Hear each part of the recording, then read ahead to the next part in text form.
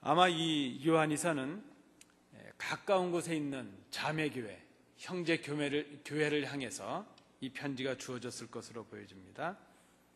이 편지의 목적이 있는데 그것은 잘못된 가르침을 경계하는 것이죠. 교회 안에 녹아 들어와 있는 거짓 교훈, 그 거짓 가르침 때문에 성도들이 서로 반목하고 그 교회의 원래적인 그 사랑의 사명을 잘 감당하지 못하고 있습니다. 여기에 대해서 그 거짓 가르침에서 벗어나서 형제 사랑을 회복하라 하는 권면을 이제 주고 있습니다.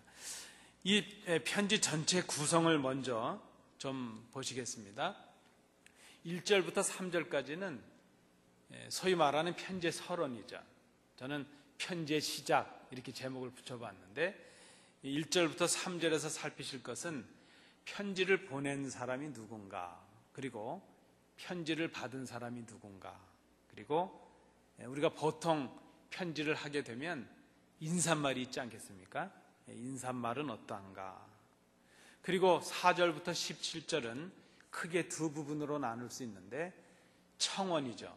지금 이 편지를 받고 있는 교회가 뭔가 지금 잘 못 되고 있는 부분이 있어서 그것을 어떤 그 청원하는 형식으로 교훈을 하고 있고 또 경계의 말씀을 주고 있는 내용이 11절까지 이루어집니다. 그리고 12절부터 13절은 이제 마지막 마무리, 편지의 마무리의 글이다 이렇게 볼 수 있습니다.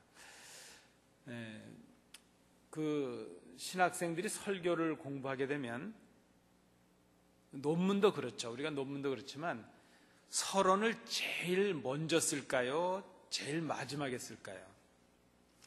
제가 이렇게 질문을 드리면 수요일에 오시는 분들은 제가 팁을 드릴 테니까 제가 질문을 드리면 항상 두 번째가 답이죠.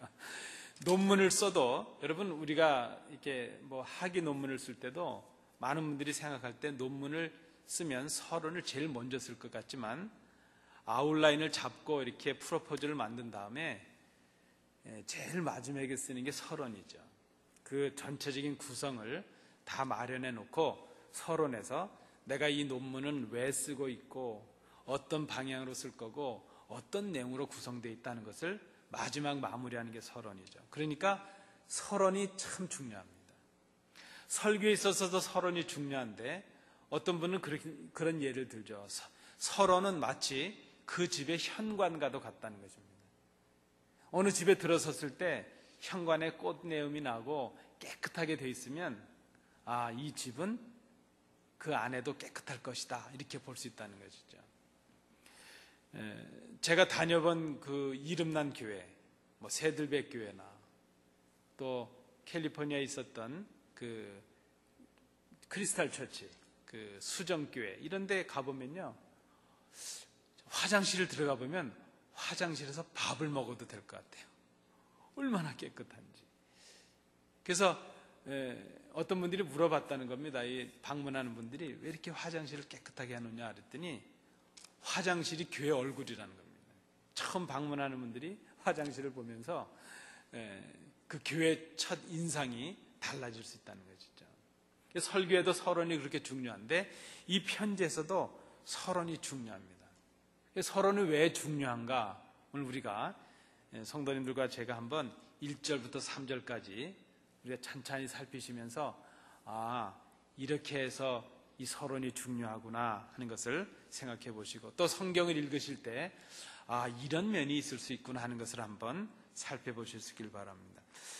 자, 먼저 1절 앞부분을 보시면 장로인 나는 하는 부분이 있습니다.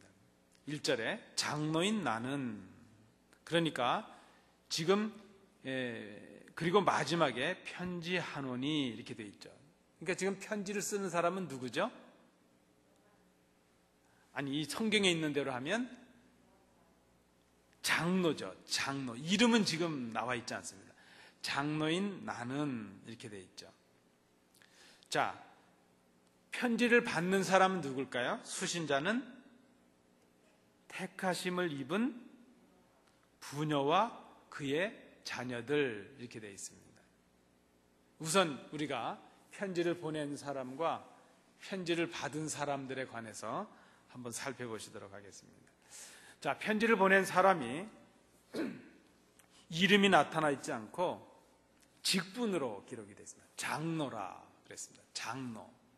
제가 이렇게 헬라어 영어를 적어 드렸는데요. 장로.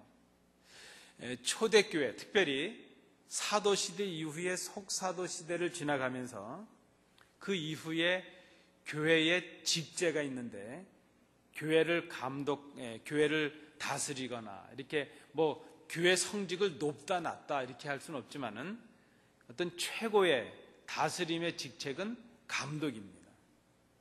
공적인 직책은 감독이라는 것이죠.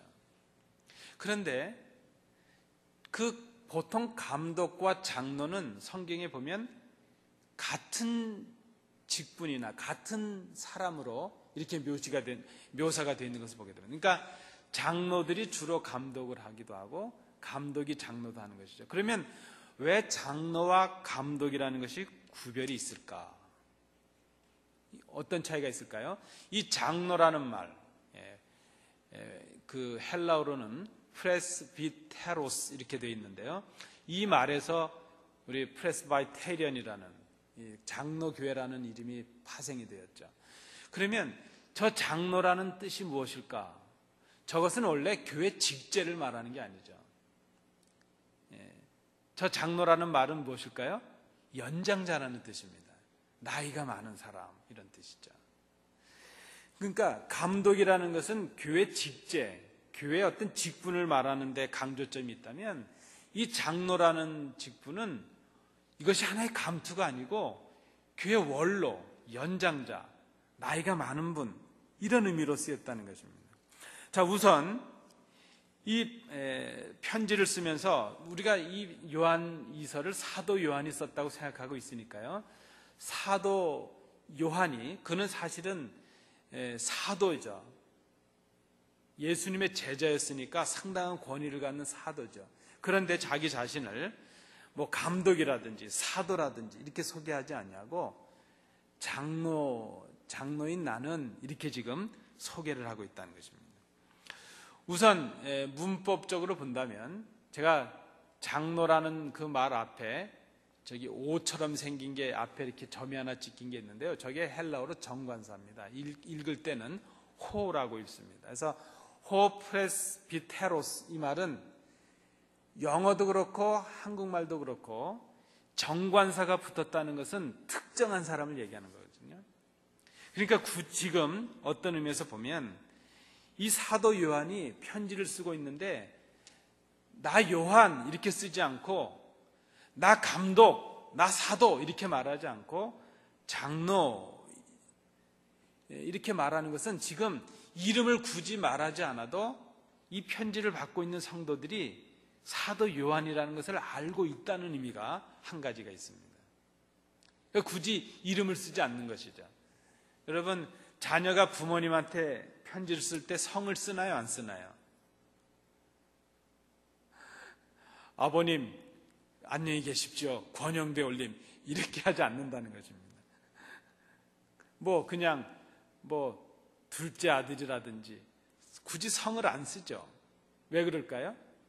아니, 아버님 얘기하는데 무슨 성을 쓰겠어요? 마찬가지로 친숙한 관계가 되고 잘 아니까 굳이 이름을 쓸 필요가 없었다는 것이죠. 또 한 가지 다른 의미를 본다면 이 장로라는 말은 연장자, 경험이 많은 사람, 그래서 교회 안에서 존경을 받는 사람 이런 의미가 있습니다. 그렇다면 사도 요한은 그 당시 교회로부터 어떤 감독이냐 무슨 어떤 직분을 맡았다기보다도 그런 것보다도 장로로서 그의 경륜과 신앙과 삶에 있어서 성도들로부터 존경을 받는 어른이었다 하는 것을 이 본문을 통해서 우리가 알 수 있다는 것입니다. 그래서 지금 굳이 자기 이름을 말하지 아니하고 장로라는 그런 교회에 존경받는 그 직분을 언급함으로 인해서 어떤 원로로서 사랑으로 지금 거짓 교훈에 대해서 권면하기 위해서 내가 지금 너희들에게 이렇게 우리가 서로 사랑하고 존경하는 이런 친숙한 관계 속에서 내가 사랑을 가지고 이 말을 권면하고 있다 하는 것을 밝히기 위해서 이름을 밝히지 않냐고 장로 이렇게 말한 것으로 보여집니다. 사도 바울은 편지를 쓸 때마다 그리스도의 사도된 나 바울은 이렇게 하면서 주로 이름을 많이 밝히죠. 왜 밝힐까요? 대개 사도 바울의 편지를 받는 교회들이 사도 바울을 잘 모르는 사람이 있을 때가 많았죠. 그래서 사도 바울은 많은 부분에 있어서 자기 자신을 설명하려고 애쓰고, 왜 내가 유대교인이었고 기독교를 핍박했던 사람이었는데 이렇게 복음 전파자가 되었는가 하는 것을 자꾸 설명하려고 하죠. 그것은 성도들이, 교회들이 자기를 잘 모르기 때문이죠. 그러나 사도 요한은 그럴 필요가 없었던 것으로 보여집니다. 나이가 많은 사람으로서 이제 경험도 많고 성도들에게 신뢰를 받고 있고 성도들로 하여금 존경을 받고 있는 사람으로서 그저 사랑으로 권면하고 있다, 이렇게 지금 말하고 있다는 것입니다. 감독이 교회 대 교회를 관리하는 어떤 그런 행정적인 직책이었다면 장로라고 하는 것은 그 교회에 속해서 성도들로부터 사랑과 존경을 받는 어른이었다, 이렇게 우리가 구별을 해볼 수 있다는 것이죠. 그러니까 감독이라는 혹은 사도라는 권위로 지금 이 말씀을 하고 있는 것이 아니라 장로라는 사랑으로 어떤 그 친숙함으로 이 말을 전하고 있다, 이렇게 우리가 볼 수 있을 것입니다. 자, 두 번째는 그 밑에 사이트가 하나 있는데요. blbclassic.org입니다. 여러분, 이 사이트가 어딘가 하면 Bible Letter, Blue Letter Bible Classic.org죠. 이 사이트에 들어가시면 그 성경, 영어 성경, 많은 영어 성경들을 다 볼 수 있고, 헬라어, 히브리어 성경을 그 단어에 맞춰서 클릭을 하면 단어 발음도 보여주고 단어 뜻도 설명되고 사전도 볼 수 있고, 그 본문에 대해서 유명한 목사님들의 설교도 다 들을 수 있고, 빌리 그레함 목사님, 척 스미스 목사님, 아주 좋은 사이트입니다. 그래서 성도님들 필요하실 때는 단어가 이렇게 읽으시다가 이 단어가 헬라어 혹은 영어, 히브리어는 어떻게 돼 있을까 궁금하시면 저기 들어가셔서 이렇게 클릭해 보시면 설명도 나오고, 발음 기호를 누르면, 스피커 표시를 누르면 단어도 다 읽혀줍니다. 저도 저 사이트를 보면서 많이 공부하거든요. 성도님들 참고해 보실 수 있길 바랍니다.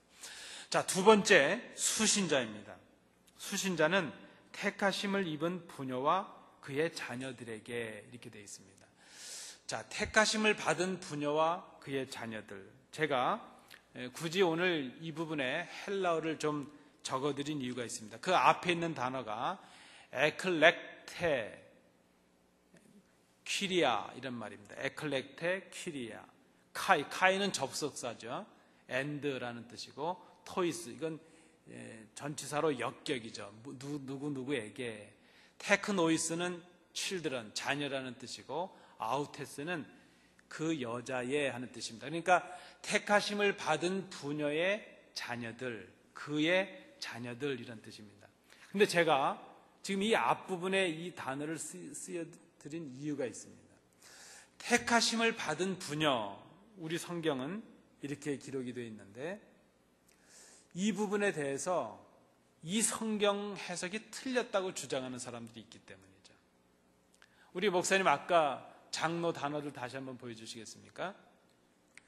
여기에도 보면 헬라어 성경에는 나라는 뜻이 없습니다. 우리 성경에는 장로인 나는 이렇게 되어 있죠. 그런데 헬라어 성경에는 프레스비테로스, 그냥 바로 장로는 이렇게 되어 있죠. 그 의미상으로 나라는 의미가 없죠. 영어 성경에도 보면 나라는 의미가 없습니다. 근데 해석상에서 아마 그 장로는 사도 요한을 가리킨다 하는 의미에서 나라는 단어를 첨가한 것으로 보입니다. 다시 우리 수신자 보시겠습니다. 이 부분에 대해서 오해를 하거나 다른 주장을 하는 사람들의 이유는 무엇인가 하면 이 앞에 두 단어, 택하심을 받은 부녀라는 그의 부분, 이 부분에서 앞에 있는 두 단어를 사람의 이름으로 보는 사람들이 있다는 것입니다. 에클레테, 퀴리아. 그래서 어떤 사람들은 친애하는 퀴리아 이렇게 사람 이름으로 보는 것이죠. 혹은 에클레테 부인 이런 식으로 저 부분을 고유 명사로 보고 사람 이름으로 본다는 것이죠. 그렇게 볼 때 저 앞부분을 사람 이름으로 보면 특별한 어떤 개인을 얘기하고 그의 자녀들에게 편지를 한 것처럼 이렇게 주장을 하고, 그래서 이 요한일서는 요한일서와 달리 요한일서가 교회에게 주어진 편지라면 요한일서는 개인에게 주어진 편지다 이렇게 주장을 하는 사람들이 있다는 것입니다. 근데 이렇게 생각해 보면 또 그렇게도 보입니다. 에클레테 사람 이름 같기도 하고 퀴리아 사람 이름 같고 그렇거든요. 그런데 이것은 우리가 대부분의 분들이 해석하기, 또 우리 지금 성경이나 영어 성경도 이것을 고유명사로 해서 개인의 이름으로 해석하고 있지는 않습니다. 우리 성경 번역에도 보면 택하심을 받은 부녀 그냥 이렇게 해석을 했죠. 그렇다면 저 앞에 두 단어를 지금 사람 이름으로 보지 않는 것이죠. 헬라어 성경에도 고유명사에는 첫 번째 단어가 대문자로 쓰여집니다. 영어도 그렇죠. 항상 사람 이름은 대문자로 쓰여지지 않습니까? 고유명사는. 그러니까 지금 저 단어들이 소문자로 첫 단어가 쓰였다는 것은 사람 이름을 얘기하는 것은 아니다 이렇게 해석을 하고 있다는 것입니다. 그리고 실제로 편지 내용도 보면 개인보다는 교회 공동체에게 주어지는 편지, 그런 교훈의 내용이 더 적절하기 때문에 이것을 개인에게 주어진 편지로 보는 것은 적합하지 않다 이렇게 해석을 하게 되는 것이죠. 자, 그렇다면 왜 이 편지를 쓰면서 사람 이름이나 교회 이름을 밝히지 않았을까 하는 것이죠. 여러분, 이 사도 요한이 편지를 하나 쓰면서도 이 편지에서 얼마나 많은 주의를 기울이고 있는지 모릅니다. 그저 우리가 지금 생각하면 좀 이름을 다 밝혀놓고 어느 교회라는 것도 좀 밝혀놓고 편지 위에다 좀 주소도 써놓고 그랬으면 얼마나 좋겠어요. 이 편지가 지금 우리가 추정하기는 에베소에서 썼을 것이라고 생각을 하는데 추정일 뿐이죠. 나 요한이 에베소에서 어느 동네에 누구누구에게 쓴다 이러면 지금 우리가 이 성경을 읽을 때 얼마나 해석이 좋겠습니까? 이런 상황에서 이런 사람들에게 썼구나 쉽게 알 수 있겠는데 기록하고 있지 않다는 것입니다. 그러면 기록하지 않은 데는 이유가 있을 것이라는 것을 알죠. 사도 바울의 이름을 밝혀진 다른 편지들보다 이 편지는 더욱더 많은 사람들, 많은 공동체들에게 공개적으로 쓰여졌을 가능성이 있는 것이죠. 자, 이 당시에 편지가 많은 사람들에게 공개적으로 쓰인다는 것은 위험이 따르는 일이죠. 이 내용이 기독교를 박해하는 사람들에게 들어간다면 이런 편지를 요한이 써서 어려움이 될 수 있죠. 이 편지를 이런 여자들 이름이 밝혀진 이 사람들에게 보내줬어? 그러면 그 사람들은 이 편지 내용으로 인해서 더 많은 박해를 받고 핍박을 받을 수가 있을 것입니다. 그래서 이 편지가 은밀하게 기독교 공동체뿐만이 아니라 그 시대 많은 사람들에게 전해지기 위해서 익명으로 그저 장로인 나는, 그리고 그저 특정 사람들, 불특정 사람이죠. 이렇게 이름이 명시되지 않은 택하심을 받은 부녀와 그의 자녀들에게. 자, 택하심을 받은 부녀와 그의 자녀들, 이것을 우리식으로 지금 한마디로 정리하면 무엇일까요? 주 안에서 형제된 자녀들, 성도된 너희들에게, 그냥 그렇게 막연하게 지금 편지를 하고 있다는 것입니다. 여러분, 지금 편지 하나를 보내는 것도, 사랑의 권면을 하는 것 그거 하나도 목숨을 걸어야 되는 것이죠. 우리는 지금 얼마나 편한 시대에 살아가고 있는지 모릅니다. 우리 성도님들 중에 이렇게 말씀하시는 분들이 있습니다. 성경을 선물할 때는 단 얼마라도 받아야 된다고. 그래서 교회에서도 책을 이렇게 성도님들께 드릴 때 단돈 얼마라도 받으랍니다. 왜 그럴까요? 돈을 내고 받아야 아까워서라도 읽으시는 것 같아요. 선물로 주면 잘 안 읽으시죠. 그래서 성경을 선물하실 때도 가급적이면 돈을 좀 받아야 되겠어요. 아니면 뭐 밥을 한 끼 사라 그러시든지 하여튼 뭔가 투자를 하게 해야 좀 아까운 마음이 들어서 읽지 않을까 생각합니다. 여러분, 마찬가지죠. 거저받았다고 생각하면 함부로 하는 게, 또 쉽게 생각하는 게 우리 사람들에게 있는 못된 마음이라 이렇게 볼 수 있습니다. 교회 다니는 것 자체가 제약이 됩니다. 성경 읽는 것 자체가 제약이 됩니다. 기도하는 것 자체가 죽을 일이 되죠. 그런 그 핍박과 박해 속에 있을 때 그들의 믿음이 얼마나 더 간절하고 더 절실하고 더 깊은 믿음의 소유를 하고 있는가, 우리가 한번 생각해 볼 필요가 있다는 것입니다.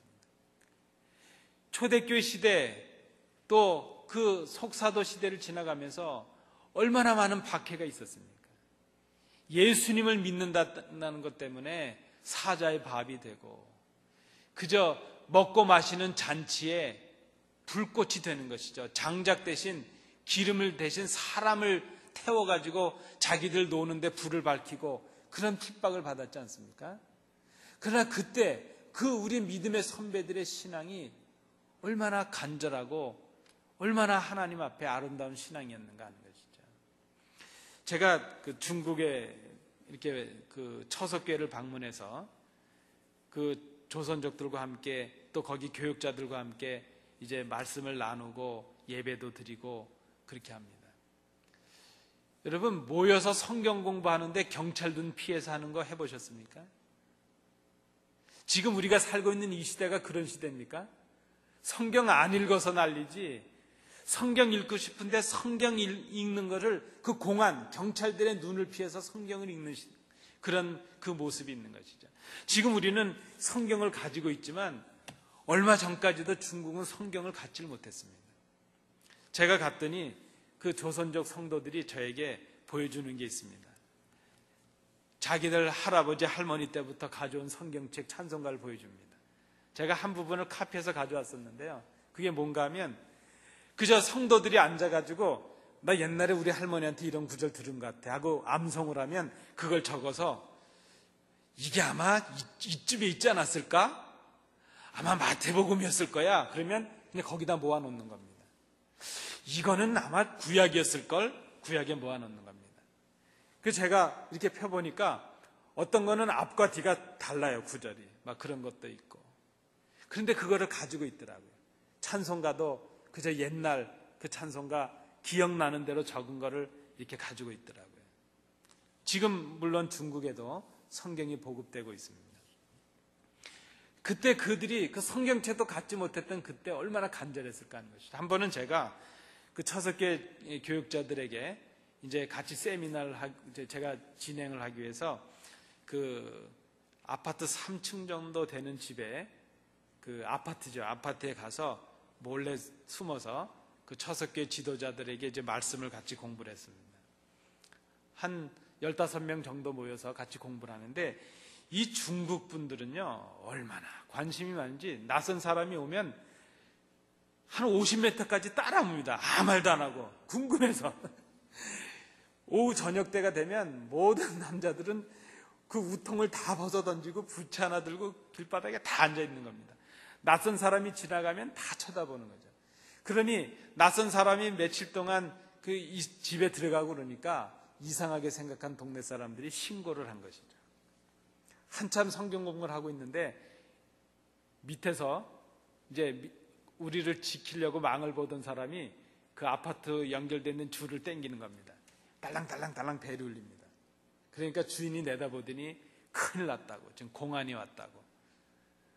그래서 그 안에 있는 처석교회 15명 정도 되는 교육자들은 놔두고 제가 도망을 해야 되는 겁니다. 왜 그런가 하면 이 중국의 삼자교회는 자체적으로 성경 공부를 하고 자기들끼리 하는 건 문제가 없는데 외부 사람이 와가지고 돈을 대준다든지 외부 사람이 와서 뭔가 가르쳐주면 그게 문제가 되는 거거든요. 저는 잡히면 추방을 당하면 되지만 거기 모였던 사람들은 감옥에 가서 무진 고생을 해야 되는 것이죠. 그러니까 제가 안 잡혀야 되는 것이죠. 그래서 제가 아파트 뒷문으로 난간을 타고 도망을 해가지고 시장으로 해가지고 반나절을 제가 있다가 뭐 전화가 있나요? 연결이 안 돼서 길을 안 와요. 그냥 도망갔다가 나중에 그 중국 처석교회 교역자 한 분이 저를 이제 찾으러 와서 제가 갔던 적이 있었습니다. 제가 그때 시장 나가가지고 그 다리 난간 옆에 앉아 있으면서 그런 생각이 들었습니다. 야, 이 시대 말이죠. 우리가 살아가는 이 시대에 성경 공부한다고 도망 다녀야 되는 시대가 있는가 말이죠. 성경 읽는다고 도망 다녀야 되고 설교한다고 도망 다녀야 되고 뭐 그저 시간이 좀 갔지만 성찬식을 했습니다. 아예 교회에서 공안이 오거나 말거나 한번 제대로 해보자고 우리가 예배를 인도하고 성찬식을 했는데 한참 성찬식을 진행하고 있는데 뒤에 와서 공안이 문을 확 여는 겁니다. 이제 큰일 났습니다. 우리 저를 포함해서 외부에서 간 교역자들만 목사님들만 4명 있었으니까요. 잘못하면 그 처석교회 교역자들 그날에는 한 100여 명 성도들과 모여 있었는데 그분들이 다 어려움을 당하게 된 것이죠. 참 얼마나 난감한지 그저 아유 하나님 도와주십시오. 뭐 우리 잡히는 건 괜찮은데 이 성도들 여기 교역자들 이분들 어떡합니까? 공안이 들어와서 중국말로 하는데 누가 통역을 해주는 것이죠. 그렇게 묻는 겁니다. 지금 뭐 하는 거냐고. 그러니까 누가 그랬답니다. 밥 먹는 거라고. 그랬더니 밥을 뭐 이렇게 먹냐고. 그랬더니 나가는 겁니다. 아마 하나님 은혜겠죠.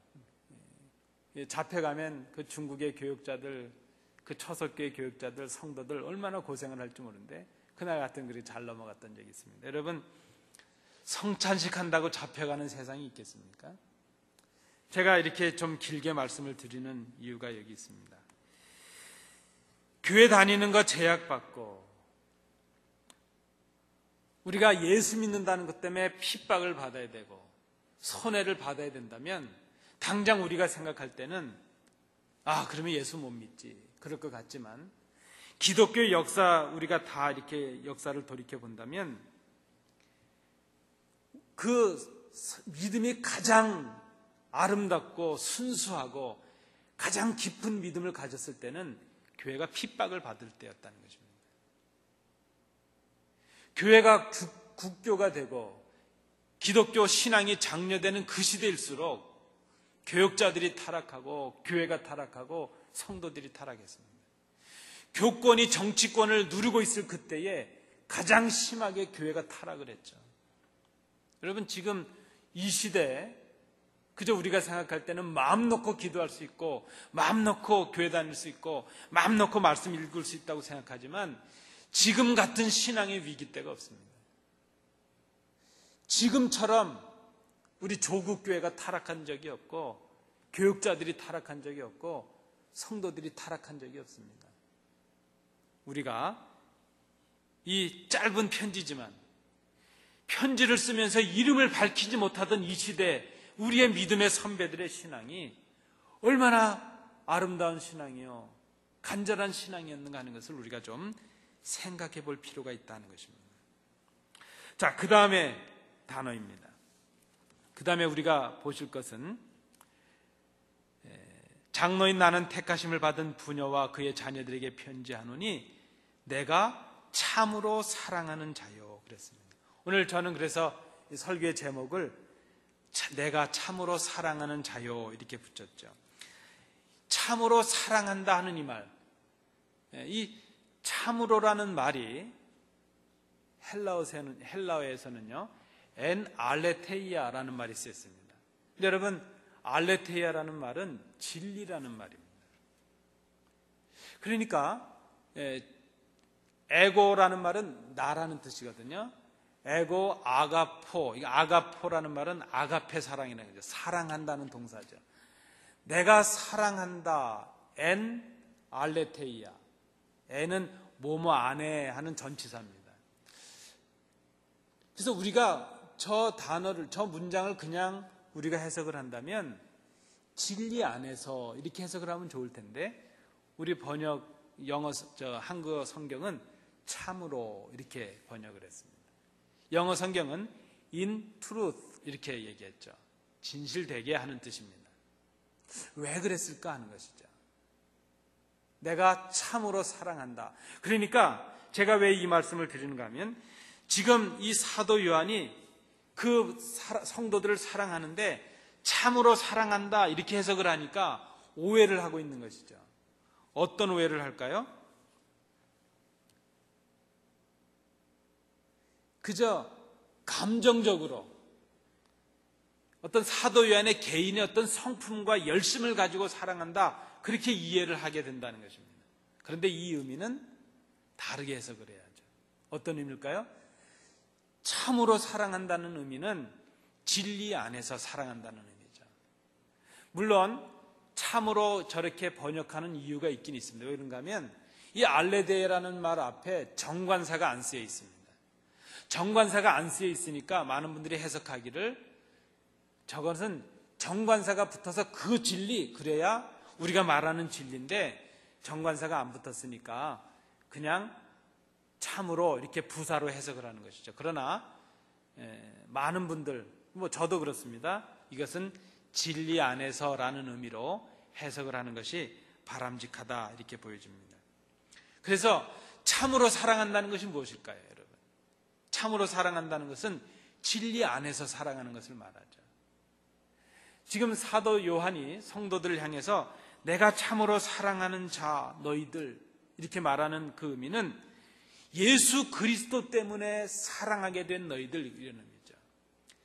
예수 그리스도의 사랑으로 내가 너희를 지금 사랑한다 하는 그런 의미가 있다는 것입니다.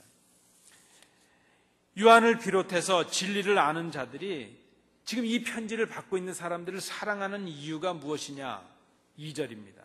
우리 안에 거하여 영원히 우리와 함께할 진리로 말미암음이로다. 왜 사랑하게 되었는가? 진리 때문이라는 것입니다. 그러면 그가 말하고 있는 진리가 무엇이죠? 예수 그리스도 때문이라는 것이죠. 진리는 예수 그리스도를 말하는 것입니다. 진리가 무엇입니까? 하나님께서 독생자를 보내셔서 우리의 죄를 사해 주시고 우리를 구원해 주시고 우리를 하나님의 자녀되게 해주셨다는 그것이 진리죠. 예수가 하나님의 아들이셨다는 것이 진리죠. 그분이 우리의 구원주가 되셨다는 게 진리입니다. 그 진리 안에서 내가 너희를 사랑하게 되었다. 지금 그것을 고백하고 있죠. 우리 성도들의 사랑은 그래서 내 열심과 내 어떤 감정으로 하는 것이 아니라 예수 그리스도로 인해서 사랑하는 것을 말합니다. 그렇다면 여러분, 진리로 사랑한다는 것은 내가 사랑하고 싶지 않아도 사랑하는 것을 말하는 것이죠. 내 열심과 내 공로로 하는 것은 내가 하고 싶으면 하고 하고 싶지 않으면 안 하는 것이죠. 그러나 여기에 진리로 사랑한다는 그 말은 우리의 사랑의 근거와 이유가 바로 예수 그리스도로부터 비롯되었다 하는 것을 말하고 있다는 것입니다. 그래서 진리 가운데 사랑한다는 것은 하나님의 말씀에 순종함으로 사랑한다는 것이죠. 하나님을 사랑하고 내 이웃을 내 몸과 같이 사랑하라 하신 그 말씀, 그 계명에 순종하고 있다는 것이죠. 그래서 성도된 우리는 어디에 거하는 것인가? 진리 안에 거하는 것입니다. 그리스도 안에 거하는 것이죠. 그 진리는 바로 우리와 영원토록 함께 계시는 하나님이시죠. 성령님이시죠. 그 진리가 바로 주님의 말씀입니다. 말씀이 육신이 돼서 이 땅에 오신 예수 그리스도이십니다. 그 말씀을 깨닫게 하시고 감동을 주셔서 우리로 하여금 날마다 그 말씀을 용기 있게 지켜나가게 하시는 성령님의 감화 감동이 바로 진리 가운데 이루어지고 있다는 것입니다. 마태복음 28장 19절 20절 말씀입니다. 그러므로 너희는 가서 모든 민족을 제자로 삼아 아버지와 아들과 성령의 이름으로 세례를 베풀고 내가 너희에게 분부한 모든 것을 가르쳐 지키게 하라. 볼지어다 내가 세상 끝날까지 너희와 항상 함께 있으리라 하십니다. 그리스도께서 우리와 함께 계신다는 증거가 어디 있습니까? 우리가 말씀을 순종할 때죠. 진리 안에 거하고 있을 때죠. 사도 요한의 표현에 의하면 그 진리의 말씀에 순종해서 서로 사랑하고 있을 때, 그때 그리스도께서 우리 안에 거하게 되신다는 것입니다. 그 사랑의 극치는 무엇입니까? 진리를 전하는 것이죠. 그리스도를 나누는 것이죠.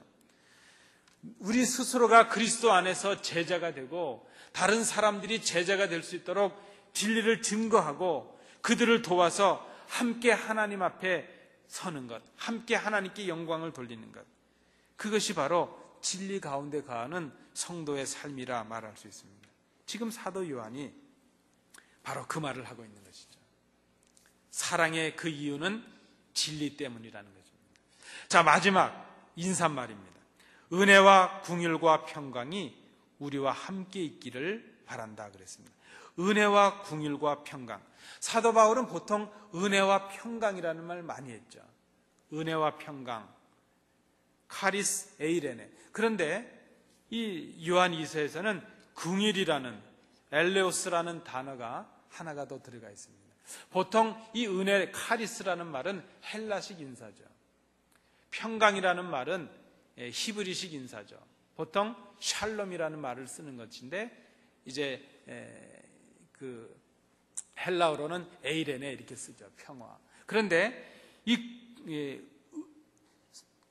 기독교인들, 초대교회 기독교인들이 인사를 할 때 은혜와 평강 이런 그 인사의 그 주된 의미가 무엇인가 하는 것이죠. 여러분, 은혜가 무엇이죠? 하나님께서 베풀어 주신 선물입니다. 전혀 생각지도 못했고 받을 자격도 없는데 받은 하나님의 선물, 그것이 은혜입니다. 평강이 무엇이죠? 평강은 그 은혜와 하나님의 자비, 먼저 긍휼을 말씀드리면, 긍휼은 죄가 있는데 사해질 수 없는 그 죄가 있는데 용서해 주신 자비로우심이죠. 그저 죄값을 치르지도 못했는데 용서해 주신 것이죠. 그래서 그것을 우리가 사랑 이렇게도 말할 수 있겠죠. 총애 이런 말로도 하죠. 사랑이죠. 이 은혜와 사랑이 우리 가운데 있을 때 우리에게 주시는 선물이 무엇입니까? 평강입니다. 샬롬이죠. 평화가 있게 된다는 것입니다. 그런데 여러분, 이 3절 말씀을 보시면 은혜와 긍휼과 평강이 마지막 부분입니다. 우리와 함께 있으리라.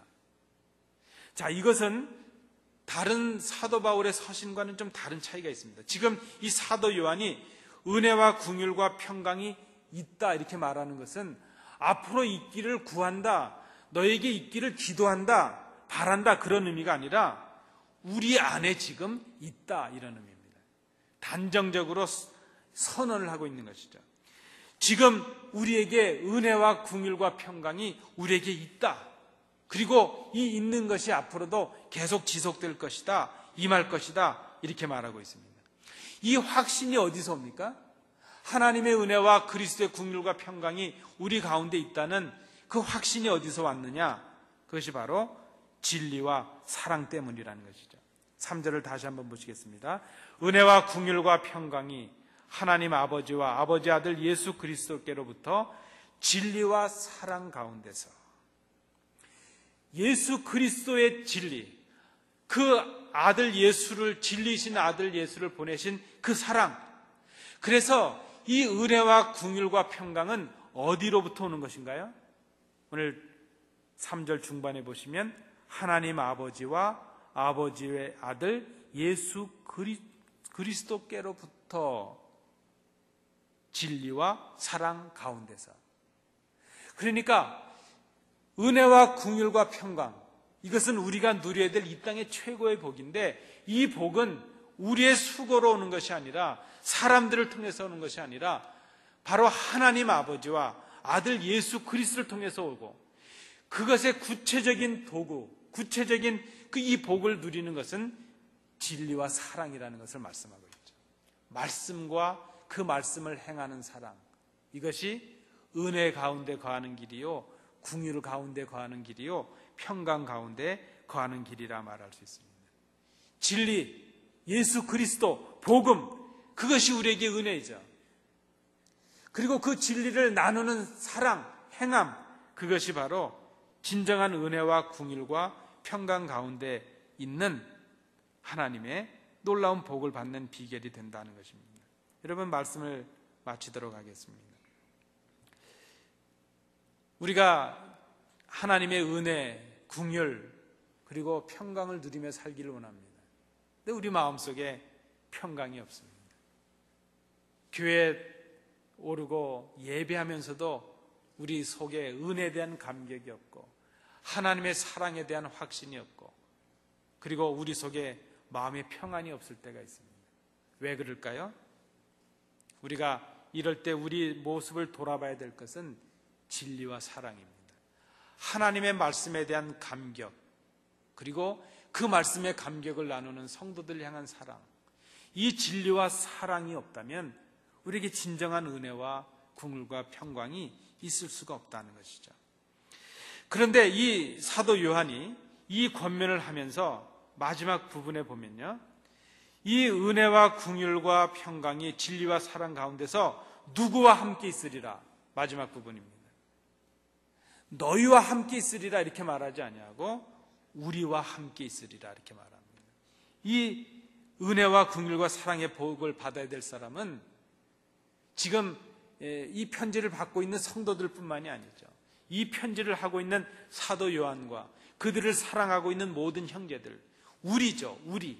우리가 바로 이 진리와 사랑의 은혜 가운데서, 긍휼 가운데서, 평강 가운데서 거할 수 있어야 된다는 것입니다. 빌립보 성도들을 향해서 사도 바울이 이렇게 고백을 합니다. 1장 8절 말씀에 빌립보서입니다. 내가 예수 그리스도의 심장으로 너희 무리를 얼마나 사모하는지 하나님이 내 증인이시니라. 저는 이 사도 바울의 고백을 묵상할 때마다 참 마음이 뜨거워집니다.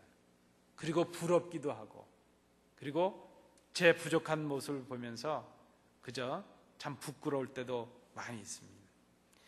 사도 바울은 얼마나 자기가 정직하고 또 당당했고 그 사랑이 분명했으면 내가 너희 무리를, 너희 성도들을 얼마나 사랑하고 있는지, 그리스도의 심장으로 내가 지금 너희를 얼마나 사모하는지 하나님이 지켜보셔도 내가 아무 부끄러움이 없을 것이다, 그런 고백 아니겠습니까?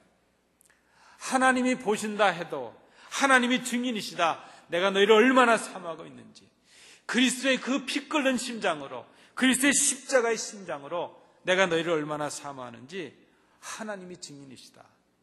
이 고백을 했던 사도 바울은 얼마나 사랑이 넘쳤을까 하는 것이죠. 그는 정말 사랑의 용광로를 경험하지 않았을까. 예수의 진리를 경험한 우리들이라면, 하나님 아버지의 사랑을 받은 우리들이라면 형제들을 향해서 이렇게 고백을 할 수 있어야 될 것입니다. 내가 참으로 사랑하는 자요, 내가 그리스도 안에서 사랑하는 자요, 내가 진리 안에서 사랑하는 자요, 내가 하나님의 사랑으로 사랑하는 자요, 나를 위해 십자가에 죽으신 주님의 이름으로 사랑하는 자요. 이 고백이 그리스도 앞에서 한 점 부끄러움이 없는 그런 고백이 될 수 있기를 간절히 소원합니다. 주님의 부끄러움 없는 그 사랑으로 우리가 지금 이 자리에 있습니다. 그렇다면 우리도 우리 형제들, 우리 성도들을 향해서, 우리 이웃들을 향해서 내가 참으로 사랑하는 자요, 내가 진리 안에서 사랑하는 자요, 이렇게 고백하시는 우리 성도들 되시기 바랍니다.